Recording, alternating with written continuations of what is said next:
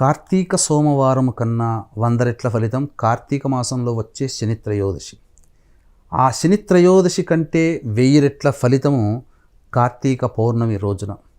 ఆ కార్తీక పౌర్ణమి కంటే 1,00,000 రెట్ల ఫలితము కార్తీక శుక్ల పాడ్యమి రోజున.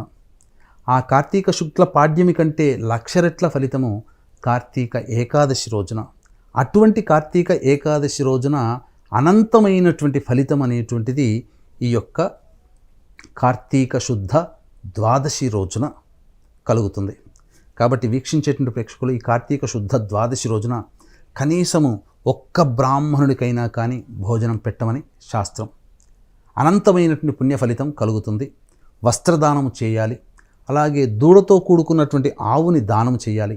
ఇటువంటి పనులు చేసినటువంటి వ్యక్తులకి పాపరాశి పూర్తిగా తొలగిపోయి పుణ్యరాశి పెరుగుతుంది.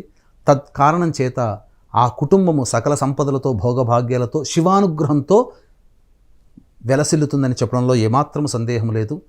ఈ యొక్క కార్తీక పౌర్ణమి 5వ తారీఖు 6వ తారీఖు రోజున పద్మక యోగం ఉన్నటువంటి రోజున, ఈ రోజున మీ జాతకరీత్యా కలుగు విద్య, వివాహ, ఉద్యోగ, దాంపత్య, అనారోగ్య సమస్యల నివారణకి, శని ప్రభావం చేత ఇబ్బంది పడుతున్నటువంటి రాశుల వారికి, అక్టోబర్, నవంబర్ నెలలో రవి, శుక్ర, బుధ మరియు గురుగ్రహాలు మారడం కారణం చేత 12 రాశుల వారికి సమస్యలు, ఇబ్బందులు తప్పవు. కాబట్టి 6వ తారీఖు మధ్యాహ్నం 3 గంటలకి సర్వదోష నివారణ పూజలు, హోమాలు జరిపించి శక్తిపాతము చేసినటువంటి కరుంగలి మాల ఇవ్వడం జరుగుతుంది. ఈ కార్యక్రమంలో 6వ తారీఖు మధ్యాహ్నం 2 గంటల లోపల స్క్రీన్పై కనిపిస్తున్నటువంటి నెంబర్లకి కాంటాక్ట్ చేసి మీ గోత్రనామాదులు నమోదు చేసుకోవచ్చు.